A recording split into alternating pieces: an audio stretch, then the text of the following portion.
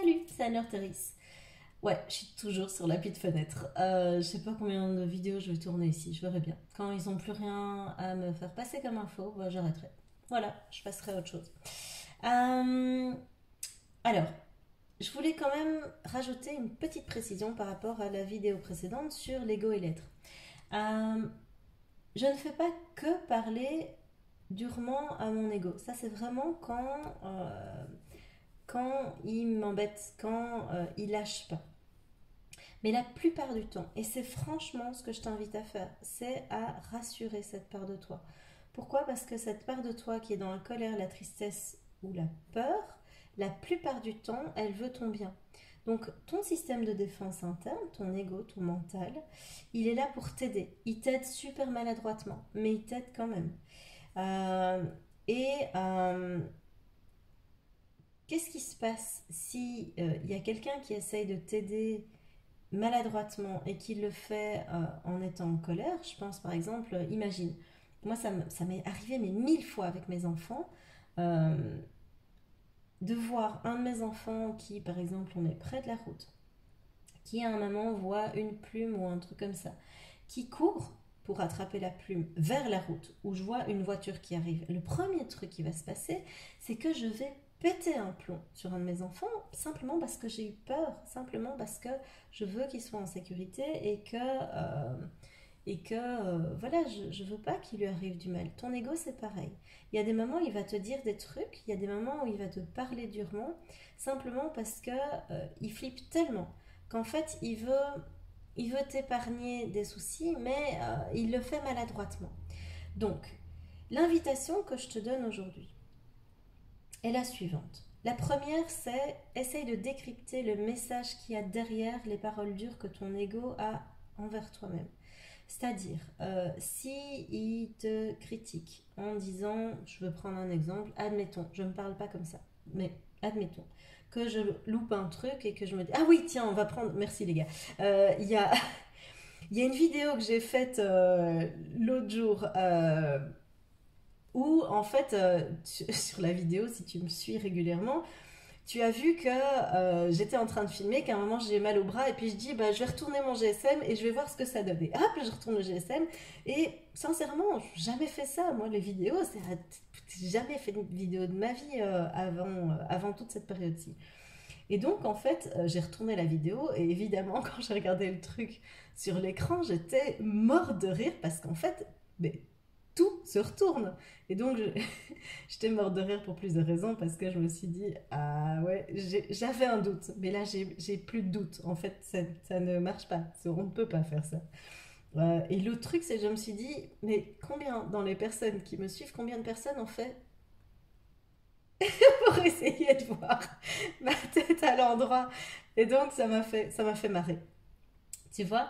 Et donc, en fait, j'ai appris au fil du temps à plus m'incendier ou m'insulter ou balancer des trucs affreux à mon égard, mais j'ai simplement appris à en rire, tout simplement. Et si j'avais pas fait cette erreur-là, ben, je ne me serais pas marrée. Mais donc c'est cool de faire des erreurs. J'ai passé un excellent moment du coup. Et j'imagine que toi aussi.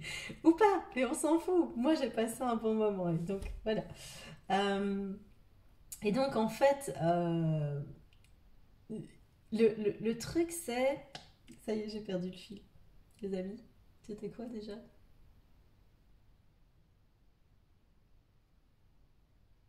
Ah oui, se parler durement. Merci. Se parler durement. Je pourrais me dire, ah non, Anne-Laure, t'es trop conne, putain. T'as vu, tu sais même pas tenir un GSM, tu sais pas faire une vidéo. Je sais pas, les trucs atroces que ton ego peut te dire. Euh, une fois que tu as ce genre d'informations qui arrivent et qu'en fait, tu te retrouves face à des choses, à des infos dont tu peux rien faire. La seule chose, comment dire, la seule conclusion à laquelle tu peux arriver avec ce genre de choses, euh, c'est juste que tu n'es pas une bonne personne. C'est juste que dans la vie, tu sais pas faire les choses bien. C'est juste que tu mérites pas simplement d'être aimé. Donc ça, si tu restes avec ce genre de truc du style tu me fais chier, tu sais rien faire de bien, etc., etc., Mais en fait, tu vas pas pouvoir avancer dans la vie avec ça. Donc, qu'est-ce que tu peux faire quand tu as ce genre d'infos que ton ego te donne? Tu peux t'adresser à lui. Donc, tu te souviens, chez moi, c'est un espèce de gros Yorkshire. Bah, tiens, en fait, moi, j'ai une image très très claire de mon ego. Je vais te mettre une vidéo, un lien vers une vidéo qui le représente. C'est un personnage d'un film des années 80. Ouais, je suis pas toute jeune. Tu sais maintenant que j'ai eu 40 ans dans la quarantaine. Et donc, ça s'appelait, ce film-là, Dark Crystal. Et ce petit personnage s'appelle Fizzgig. Et c'est une espèce de boule de poil avec un caractère épouvantable et il a plein de dents. Je te mettrai ça en vidéo, comme ça tu vois un peu à quoi il ressemble. Et donc, je m'adresse à lui quand il commence à m'incendier comme ça et je lui dis, ok, moi, ça, ce que tu me dis là, je comprends pas. Je suis désolée, si tu me parles comme ça, je comprends pas. Donc, si tu veux me dire un truc, bah, tu vas me parler autrement et tu vas me le dire gentiment. Donne-moi l'info dont j'ai besoin. Mais si c'est pour me dire ça, tais-toi. Et donc, je lui parle vraiment comme un ami. Mais je mets un cadre super ferme parce que sinon, il va continuer à me dire n'importe quoi. Et j'ai remarqué au fil du temps que quand je me parle comme ça, avec beaucoup plus de douceur et avec beaucoup plus de gentillesse, mais que je demande une information claire, ben, qu'est-ce qui se passe? Il me la donne. Et donc, qu'est-ce qu'il pourrait donner comme genre de réponse? Ça pourrait être, à la place de tes connes, t'as raté.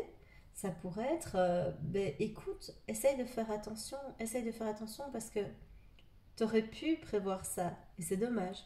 Tu vois, l'information est beaucoup plus douce. Et là, je peux en faire quelque chose. Tu vois, il y a toujours moyen de prendre les choses sous un autre angle. Et donc, je t'invite vraiment à être doux envers toi-même, à pouvoir te parler de manière vraiment douce. Ça va pas être possible d'avoir plus d'amour, plus de succès, plus de plaisir et de bonheur dans ta vie si tu continues à te parler n'importe comment. J'avais fait une vidéo sur être ta meilleure amie, mais être ta meilleure amie, c'est aussi te parler comme si tu étais ta meilleure amie. Tu vas pas dire à ta meilleure amie, mais t'es trop conne, putain, t'as vu? Mais en fait, c'est pas possible d'être aussi con. Tu vas pas lui dire ça, enfin, j'espère. Euh, je t'invite à pas le faire. Mais donc, tu vas trouver des mots qui sont beaucoup plus doux, beaucoup plus délicats pour lui faire passer un message. Pas juste la critiquer et la juger. Si tu lui dis quelque chose à ta meilleure amie, c'est pour l'aider. Et donc, dis-toi que ton ego, en fait, il n'est pas là pour te nuire. Il est là pour t'aider, mais il est extrêmement maladroit. Et donc, il faut l'apprivoiser. Et la plupart du temps, il a besoin d'être rassuré. Donc, le tout premier truc que je fais, c'est le rassurer. J'imagine que je prends cette boule de poil dans les bras et puis je lui dis, ok, qu'est-ce qu'il y a? Qu'est-ce qui se passe? Pourquoi tu flippes? Pourquoi tu as peur? Ça va aller. T'inquiète. T'es en colère? Pourquoi?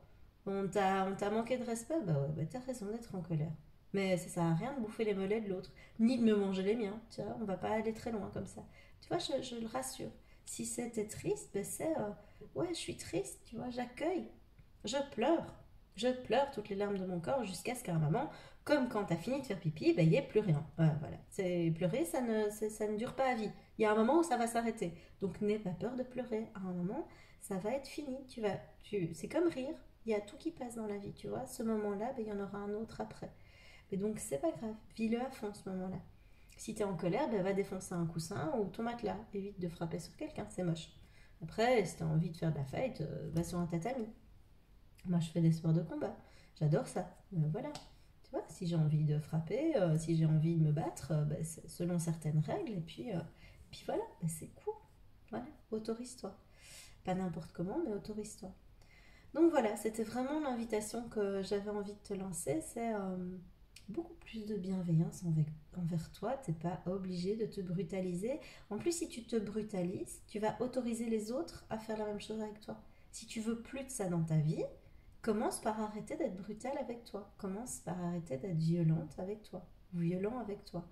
Euh, une fois que tu auras nettoyé ça, tu vas voir que poser tes limites, ça va être beaucoup plus simple. Puisque tu seras plus violent avec toi, ça va être compliqué de laisser les autres l'être. Tu vas te dire, bon bah attends, moi si je me parle pas comme ça, de où tu te permets à un moment de t'adresser comme ça à moi? On va pas s'entendre si tu fais ça. Tu vois, et donc poser tes limites, ça va être beaucoup plus simple parce que tu te seras mis à ta juste place dans ta vie. Voilà, c'était l'invitation du jour. Là-dessus, je te souhaite une toute belle journée, un joyeux confinement et je te dis à tout bientôt pour une nouvelle vidéo.